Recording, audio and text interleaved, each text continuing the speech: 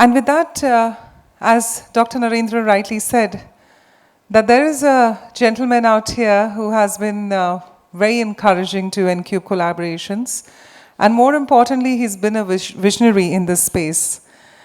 He served as a whole-time member of Securities and Exchange Board of India from October 2022 to October 2025, contributing significantly to market reforms, investor protection, and regulatory strengthening. Somebody who brings in more than 25 years across Standard Chartered, Deutsche Bank, as well as Citibank. He's somebody who brings that deep expertise in banking and the financial markets. His insights into capital market governance remain invaluable to India's financial revolution. And it's indeed an honor that he's here amongst us. Please join me in welcoming Anant Narayan. Come on, let's give him a mighty, mighty round of applause, please. Good morning, everybody. Good morning, Mr. Dr. Narendra, Dr. Panigrahi, Mr. Parthasarathy, Sriram, all the dignitaries here. I think we can all agree that most of us are here thanks to Dr. Narendra. When he calls, we can't say no, so we all land up duly. But I have to compliment N-Cube and all of you who are associated with N-Cube for trying to put people together, because clearly networking and discussing is going to define the future, and especially in times like this where there is so much of change happening. Now, I'll try and keep I don't have a prepared speech. By the way, that presentation was excellent, sir. It will be great if you can share it for all of us to see. I'll try and keep my comments very short. I'm probably the last person who can talk about artificial intelligence. I'm technologically challenged. When I see a new version of a software, I get very scared. But yet I want to talk as a layperson about AI and the impact it will probably have on us going forward. You know, there was this Davos event which happened last month, and because I'm out of SEBI right now and I have time, I was listening to a lot of the podcasts. It's incredible to see what is being envisaged and what is possible in this world, in this new brave world which is being defined. So Demis Hassabis, Nobel laureate, the head of DeepMind, Google DeepMind, the brain behind Gemini, etc., he reckons that what's happening with artificial intelligence has the impact of 10 times what happened during the Industrial Revolution, which means the impact is that large a scale. And imagine what impact it had on all of us, the Industrial Revolution. And it's being done at 1/10 of the time of the Industrial Revolution. Industrial Revolution took a century. This is happening probably in the course of a decade. So it's 100x the impact of the Industrial Revolution that is staring in front of us.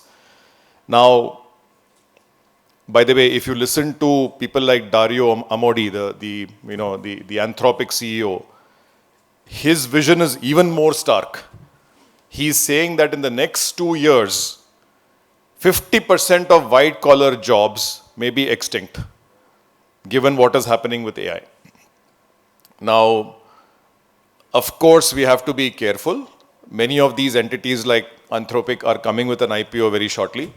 So it is in their interest to hype up and say everything is, much bigger than what it is. But I think there can be very little doubt that what we are seeing over the last 3 years, ever since ChatGPT came to the fore, is a dramatic transformation that is going to impact all of us. When I joined banking in 1993, there were a whole bunch of stalwarts who were my bosses, but most of them spent their time ruminating about the good old days, when things used to happen 20 years earlier in a particular fashion. 10 years later, many of my bosses, fantastic human beings, had become extinct because the world had changed completely, especially in India after 1991. The world had changed so much. Many of the old sharp bosses simply couldn't keep pace with the change. I can see that happening to me now. I have no doubt that in 10 years' time, by 10 years' time, and even faster, I will become extinct. The future will be defined by a new set of people. And I will not understand capital markets or all the areas that I think I understand. It will be totally different from what it is today. Now, As I said, it's quite possible some of this is hype and we have to be careful. In fact, as you speak right now, markets are bringing down the value of the Mag 7 and the AI companies. They're also bringing down the value of companies which could be impacted by AI, including information services. So both sides are facing a pressure right now. But I think the reality is this is really, really big. Now, again, I am a lay person, so pardon me, and there are many people here who will understand AI better than me. But I think it will be a mistake, probably, to think of it simply as a tool which will make life easier for us. Of course, it is that. Even a lay person like that can see it's a tool to improve life. But it's far bigger than that, because unlike any other tool that we have used in the past, this will change every facet of industry, business, processes, everything. Imagine if we start to use AI in pharma to discover new molecules or to discover how to reverse aging, etc., which is the stuff of science fiction. In 10 years' time, 15 years' time, the pace that could be achieved in pharma industry is totally unimaginable. And similarly with space exploration, with energy, fusion energy, and what's coming in that space, solar energy, which Elon Musk is threatening to tap in the space. It is just the power of intelligence being able to impact every single field is mind-boggling at scale. There is also an immediate impact. And to me, again, as a layperson, I have to admit I'm a layperson. Depending on how much of your job is also already data-centric, if the inputs and output of your job is already data-centric, depending on how much of your job depends on 100% accuracy versus 95% accuracy, and depending upon what the liability is or where it lies, is there a regulatory liability or is there any other kind of liability which resides on the decision maker? Some jobs can be lost to AI very, very soon. And we are seeing that with the current form of information services. I'm not saying information services goes away. And possibly other parts of the business will go later on. So what does it mean for us? First, my takeaway is you can have a view about AI, but you cannot ignore it. I think each one of us has to invest our personal time, energy in understanding this animal. As I said, I am technologically challenged. I get scared by technology. Now that I'm out of SEBI, I'm trying to get back to my old field of macroeconomics. And it's amazing how using things like Claude Cowork makes analysis and distilling of data so simple that what would require earlier army of analysts or people coding on Visual Basic or on Python to get some answers comes in a matter of minutes, and it's accurate. So even for me, my small field, I can see how much this is going to change. So my sincere request to you is, please take out some time and spend a lot of time on learning AI, on imbibing AI, and seeing how it can change your life. Make it a part of your thinking process. I don't think we have a choice. You can hate the technology, you can hate what it implies, but you don't have a choice. The second thing which I suspect we'll have to do is see how we can use AI to make ourselves redundant. Now, this is a touchy topic because all of us think, my God, AI will displace jobs, what will happen to all of us? But reality is, if you don't make yourself redundant, somebody else will. The person who makes themselves redundant will still be in control or has a chance of being in control. So it cannot be, oh, I hate this technology, I want those good old days where intelligence had a meaning. If you're going to get caught there, you're going to make the same mistake my bosses made in the early 90s, where they were ruminating about the past. Please make yourself redundant and you'll still be in control.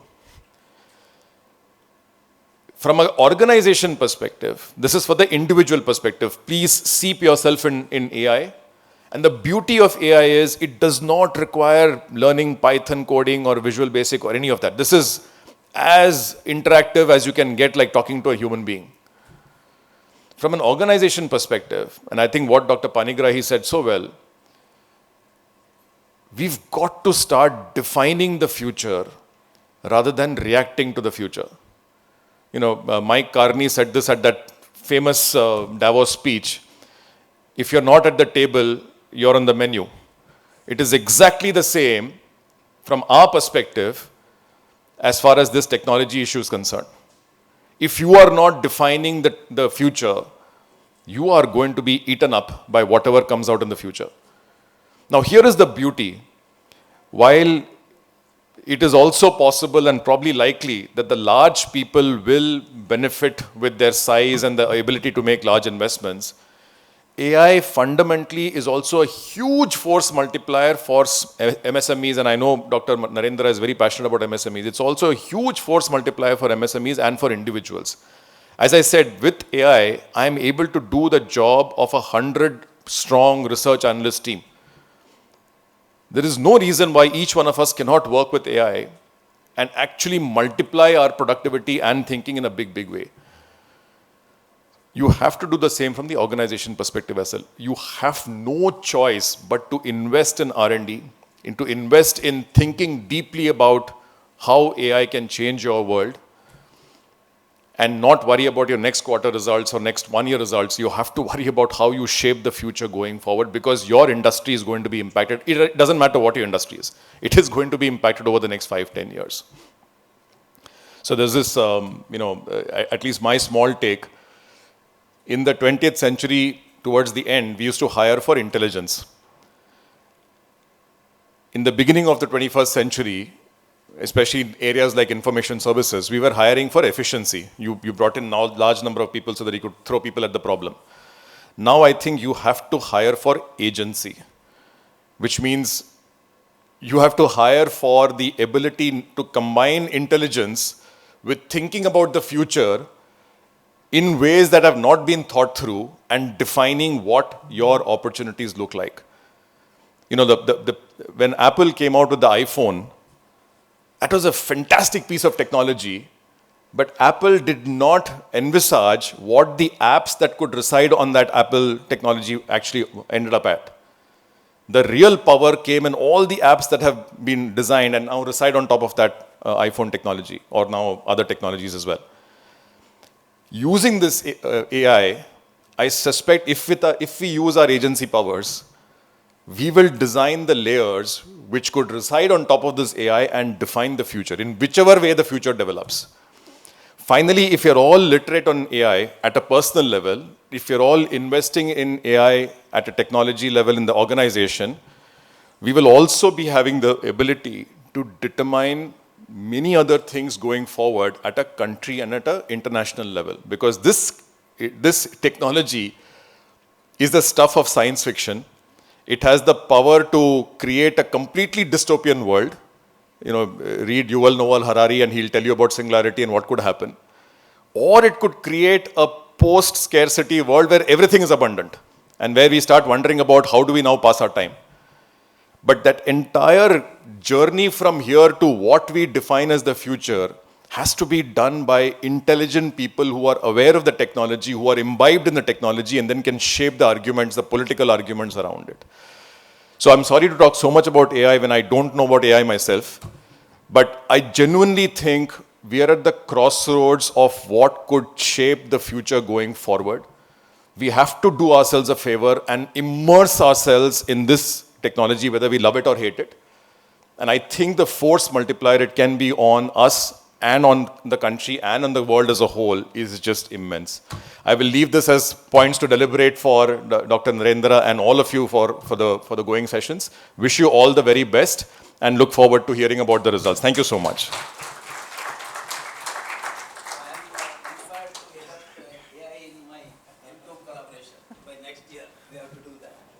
Thank you so much, Mr. Narayan. Let's give him a big, big round of applause for always his expertise, his vision, and his pointers he leaves by in his talk. Of course, a lot to take back from his session, a very powerful talk indeed.